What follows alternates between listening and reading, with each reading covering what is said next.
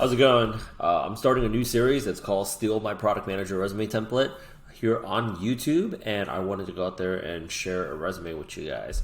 So this is a product manager resume that was written specifically for an AI product manager position.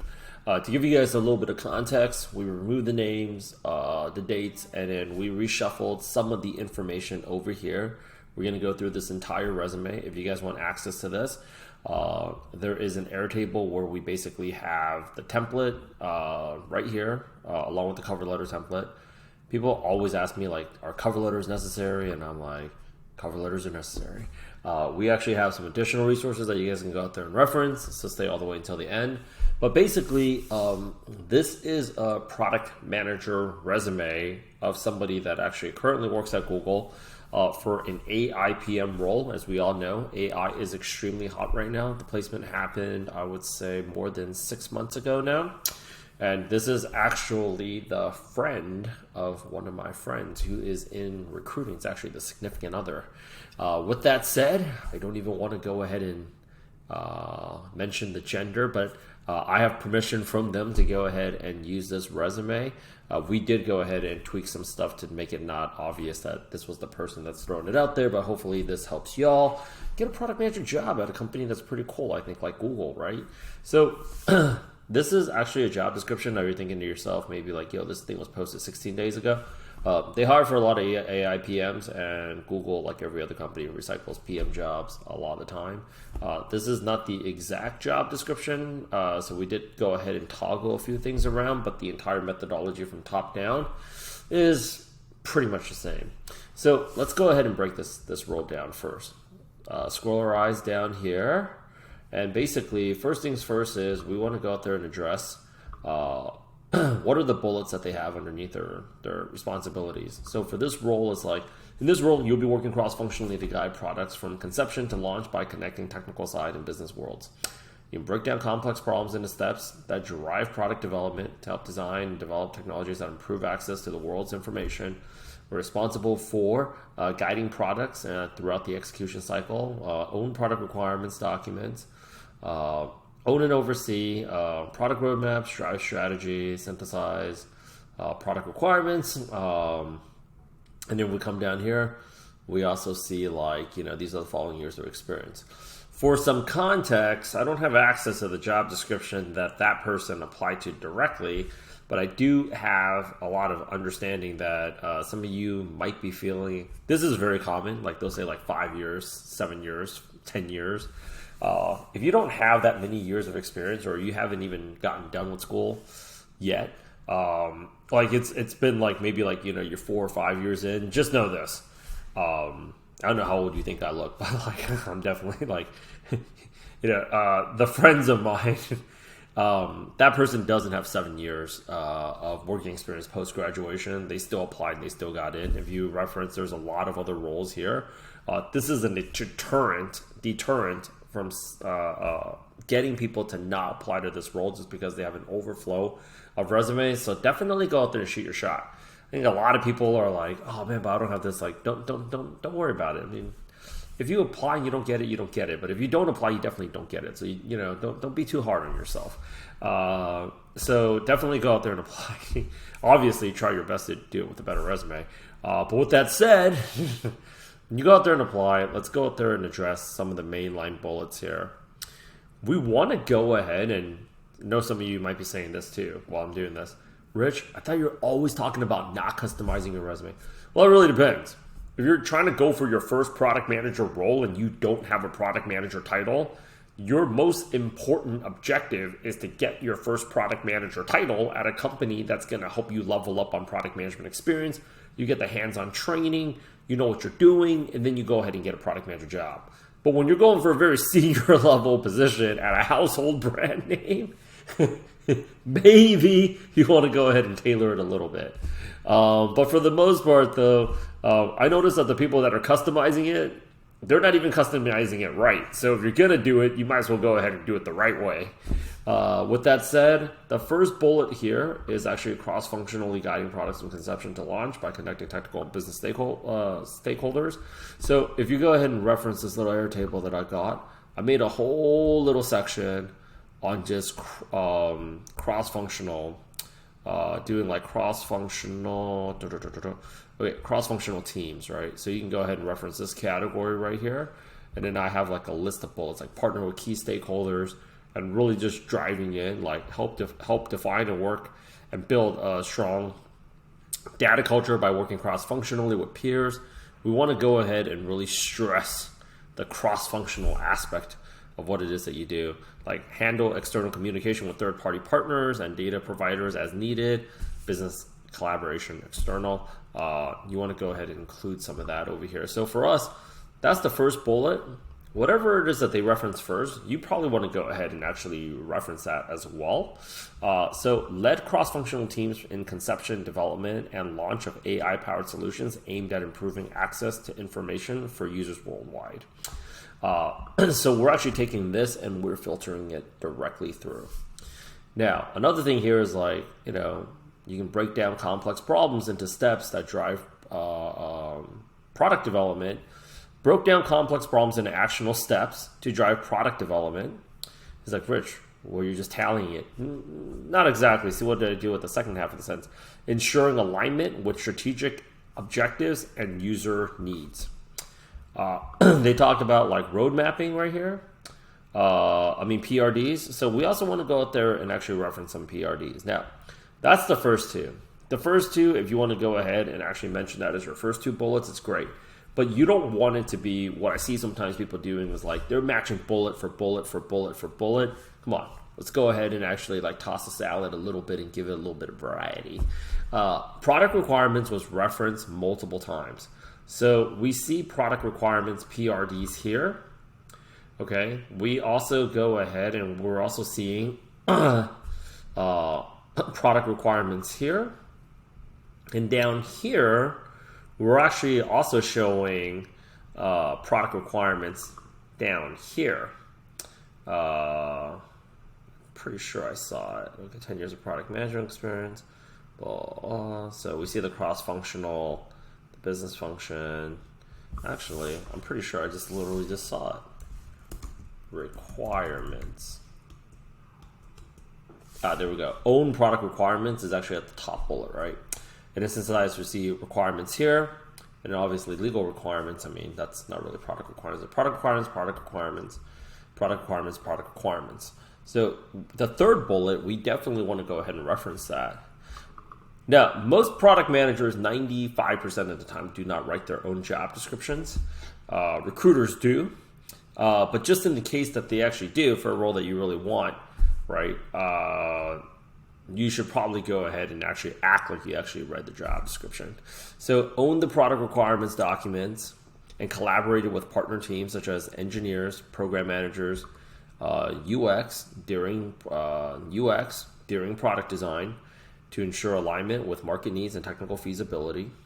So we're actually covering this bullet here pretty well. Okay.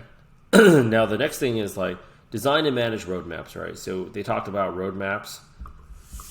That's another thing they talked about down here, roadmaps. That was something that was referenced 3 times over. And then synthesize customer needs and then scale the LLM. So we actually talked about this. Collection and fine-tuning data, programs, optimizing processes for efficiency and accuracy. Now, if this seems a little bit too like you're reiterating the same things, something that you can also go ahead and do if you want to give it a little bit more variety is move these bullets into the second or the third position and then kind of go ahead and toggle it that way. I've also included, which part of the deal for me to get this template to not make it that obvious that of who this person was that got a product manager job at Google was that I did take out a lot of the metrics, the requirements, the metrics, achievements, and basically the success metrics. Right. So if you want to talk about like successfully launch AI-powered solution resulting in 30% increase in user engagement within the first quarter, reduce processing time by 40%, you want to go ahead and include that. I've actually added some of the references that you can go ahead and include for achievements 1, 2, and 3. Because None of these bullets really matter unless you're able to go out there and actually reference success.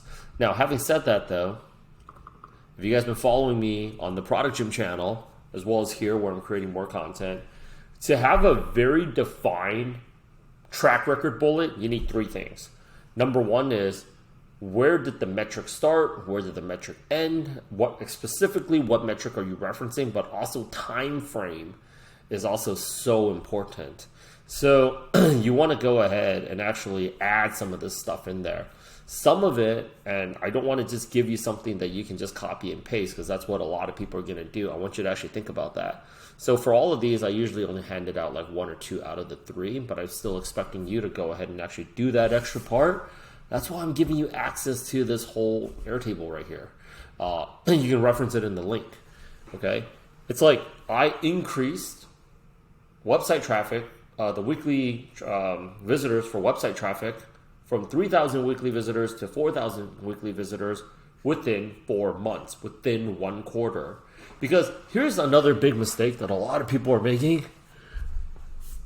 I know some of you that are watching this video right now is like, can you just get to the cover letter already? I don't need to know all this. Like, yeah, you actually kind of do.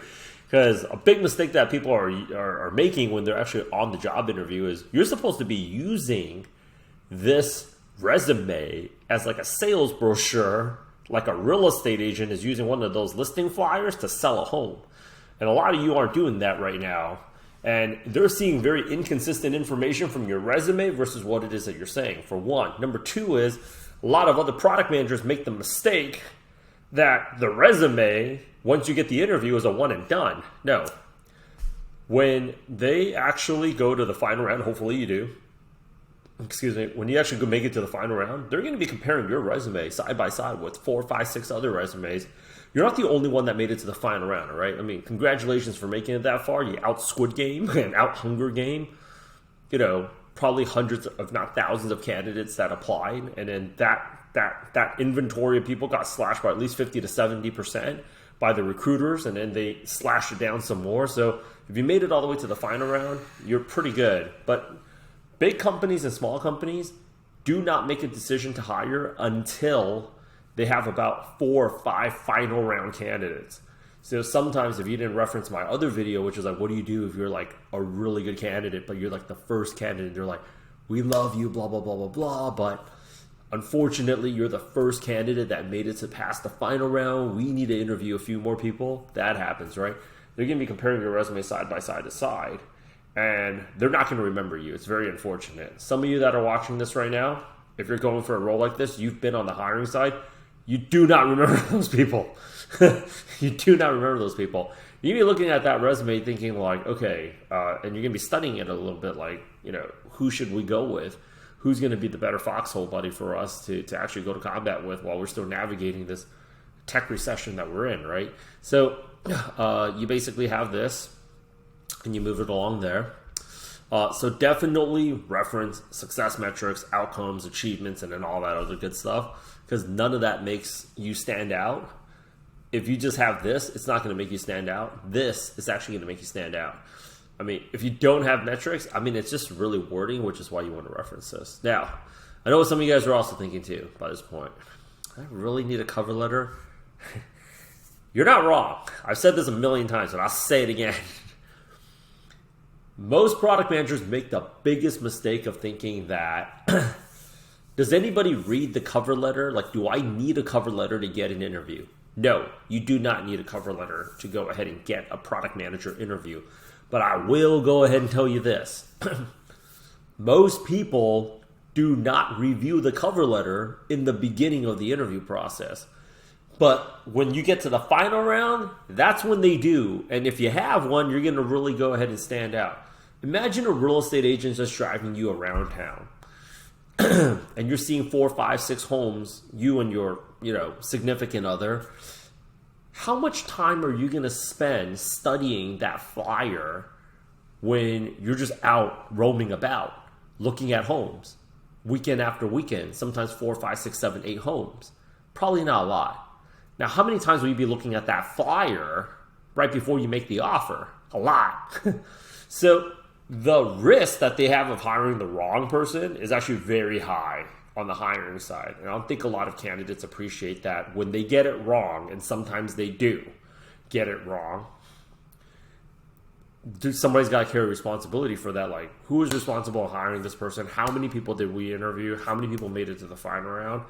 What metrics did we go to determine that this was going to be a good fit? This is why they're so stringent and they're so uptight about the screening process.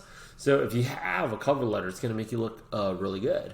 It's going to differentiate you. So you'd rather have it and not need it versus you need it and not have it. Because I've also seen, as a former recruiter, a lot of candidates that had a cover letter and they're like, wow, this person can write. This is actually a really good cover letter. And all these other people that say it's their dream to work here couldn't even put together, 3 paragraphs?